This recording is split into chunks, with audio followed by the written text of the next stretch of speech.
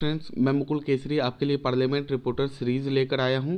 अगर आपने अभी तक मेरे चैनल को सब्सक्राइब नहीं किया है तो सब्सक्राइब जरूर कर लें और बेल आइकन को दबाना बिल्कुल ना भूलें ताकि मेरी आने वाली सारी वीडियो आप तक सबसे पहले पहुंच सके।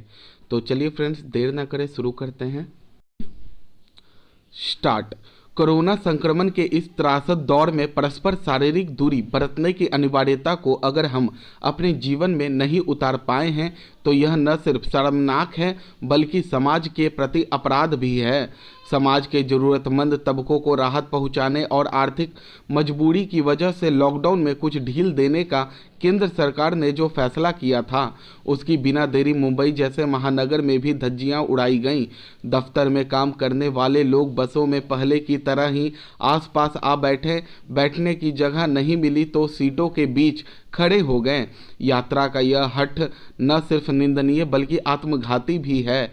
सवाल बहुत सहज लेकिन गंभीर है कि दफ्तर जाने वाले पढ़े लिखे लोग ऐसे कैसे बैठ गए और किसने उन्हें ऐसे बैठने दिया। उधर केरल सरकार ने तो कुछ ज़्यादा ही ढील देने की तैयारी कर रखी थी। वहाँ सिटी बस चलाने की तैयारी के अलावा salon, restaurant, book store, workshop खोलने की तैयारी थी।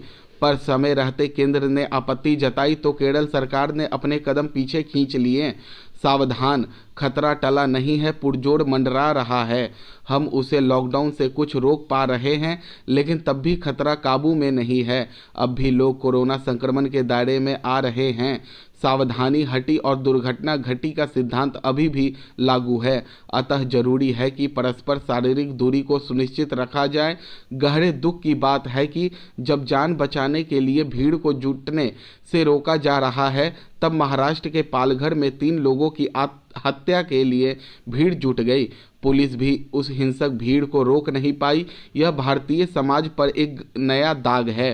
क्या कुछ लोगों के लिए बीमारी से बचना नहीं बल्कि मात्र संदेह के आधार पर पुलिस की मौजूदगी में निर्दोषों की हत्या कर देना प्राथमिकता है। ऐसी कुंठित, अर्धसूचित, अंधविश्वासी भीड़ देश में कहीं और नहीं पल रही होगी, इसकी क्या गारंटी है। यह हमारी सरकारों के लिए भी बड़ी चुनौती है। जब महामारी के समय सभी के लिए अन्न और मन से जुड़ जाने का समय है तब ऐसे बहुत से लोग हैं जो वास्तव में बिखरे हुए हैं। ऐसे बिखरे हुए, लापरवाह, संवेदनशील लोग कब भीड़ में तब्दील हो जाएंगे और कैसी हिंसा को अंजाम दे देंगे इसका अनुमान भर लगाया जा सकता है। आज आधा देश कोरोना से सुरक्षित हो गया है।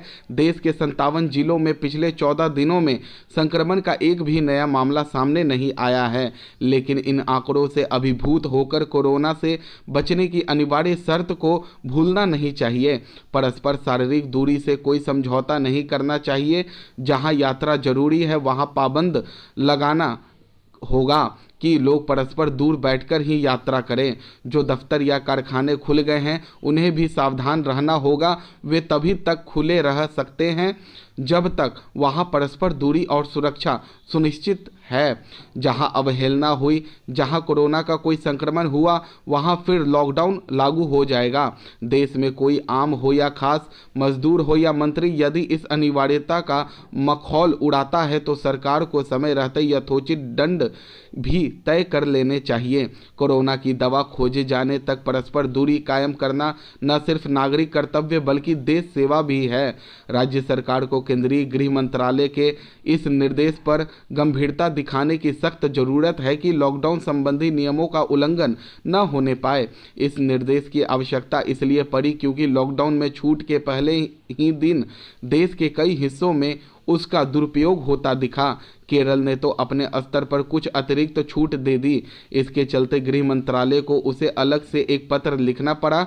यह ठीक है कि केरल में हालात कुछ सुधरते दिख रहे हैं लेकिन अभी ऐसी स्थिति नहीं कि जोखिम मोल लिया जा सके। केरल सरकार ऐसा ही करती दिखी। उसने रेस्तरां खोलने के साथ कम दूरी की बस यात्रा को तो अनुमति प्रदान की ही, कुछ और ऐसे कामों को भी हरी झंडी दिखाई जिन्हें केंद्रीय गृह मंत्रालय ने प्रतिबंधित कर रखा है। केरल सरकार की माने तो उसने जो ढील दी वह गृह मंत्रालय के दिशा निर्देशों के अनुरूप ही है और कहीं कोई गलतफहमी हुई है। पता नहीं सच क्या है, लेकिन गृह मंत्रालय के लिए यह आवश्यक है कि वह और अधिक चौकसी बरतने के साथ इसकी निगरानी भी करे कि कहीं लॉकडाउन के नियमों का उल्लंघन तो नहीं हो रहा है। इसकी ज़रूरत इसलिए बढ़ गई है क्योंकि देश उस दौर में है जहां थोड़ी सी भी असावधानी बड़ी मुसीबत खड़ी कर सकती है। यह संतोषजनक अवश्य है कि कोरोना वायरस से ग्रस्त होने वालों के दुगना होने की दर थोड़ी धीमी पड़ी है, लेकिन इसकी अनदेखी नहीं की जा सकती कि एक तो देश के कई राज्यों में हालात चिंताजनक बने हुए हैं और दूसरे इसके कहीं कोई संकेत नहीं कि कोरोना के कहर से छुटकारा कब मिलेगा। चिंता की बात यह भी है कि कुछ राज्य सरकारें कोरोना वायरस से उपजी महामारी कोविड-19 की रोकथाम को लेकर अपेक्षित सजगता का परिचय देने से इनकार कर रही हैं। इससे भी खराब बात यह है कि कुछ राज्य इस गहन संकट के समय भी संकीर्ण राजनीति का परिचय देने से बाज नहीं आ रहे। बंगाल सरकार को इस पर आपत्ति है कि भारत सरकार ने अंतर मंत्रालय टीम को राज्य के कुछ इलाकों का दौरा करने क्यों भेज दिया। हालांकि वह इससे अवगत है कि यह टीम कई राज्यों के उन शहरों में हालात का जायजा लेगी जहां कोरोना वायरस का संक्रमण बेलगाम सा है, लेकिन उन्होंने केंद्र सरकार के इरादों पर सवाल खड़ा करने और उसकी ओर से भेजी गई टीम से सहयोग करने की धमकी देने में देर नहीं की। यह दुखद है कि ऐसी क्षुद्र राजनीति तब की जा रही जब केंद्र और राज्यों को हर स्तर पर एकजुटता दिखाने की जरूरत है। पूरा विश्व इस समय कोरोना वायरस के संकट से जूझ रहा है। जो धन विकास पर खर्च होना चाहिए था वह इस महामारी से बचाव पर खर्च हो रहा है। महामारी के कारण बाजार बंद हैं, जबकि अधिकतर उद्योगों में काम ही नहीं हो पा रहा है। हिमाचल में भी ऐसी ही स्थिति है। सरकार हर संभव प्रयास कर रही है, इसमें जन सहयोग भी मिल रहा है। कई लोग व संस्थाएं दिल खोलकर मदद कर रहे हैं। प्रदेश के कई स्थानों पर तमाम लोग घर में खाना बनाकर जरूरतमंदों को बांट रहे हैं। कई लोग व्यवस्थाएं बनाने में जुटे योद्धाओं को किसी तरह की असुविधा न हो इसके लिए जी जान से जुटे हैं, जबकि एक ऐसा वर्ग भी है जो मदद के नाम पर दिखावा भी कर रहा है, जो कतई सही नहीं है। इससे उन लोगों के स्वाभिमान को ठेस पहुंचती है जो यह कतई नहीं चाहते कि उन्हें दूसरों की मदद से रोटी मिले। इन लोगों को भूखे रहना मंजूर है, लेकिन वे दूसरों के आगे हाथ नहीं फैलाएंगे।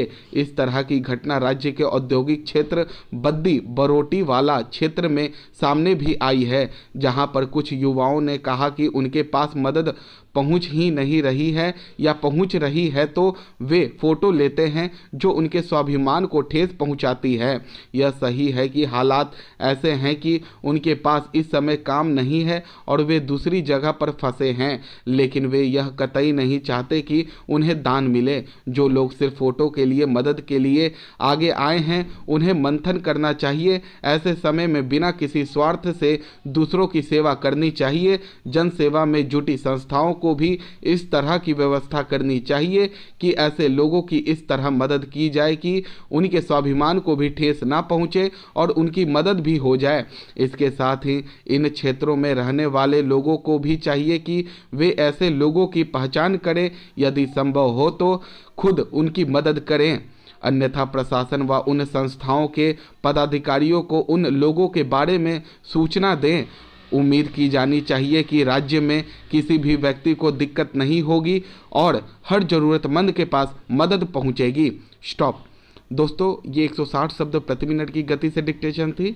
अगर आपको ये वीडियो अच्छा लगे तो लाइक ज़रूर करें। अगर अभी तक आपने मेरे चैनल को सब्सक्राइब नहीं किया तो सब्सक्राइब ज़रूर करें और बेल आइकन को दबाना बिल्कुल भी ना भूलें। और हाँ, कमेंट करना बिल्कुल ना भूलें, ताकि कमेंट करते हैं तो मैं कुछ इम्प्रूवमेंट करता हूँ क्या दिक्कत है।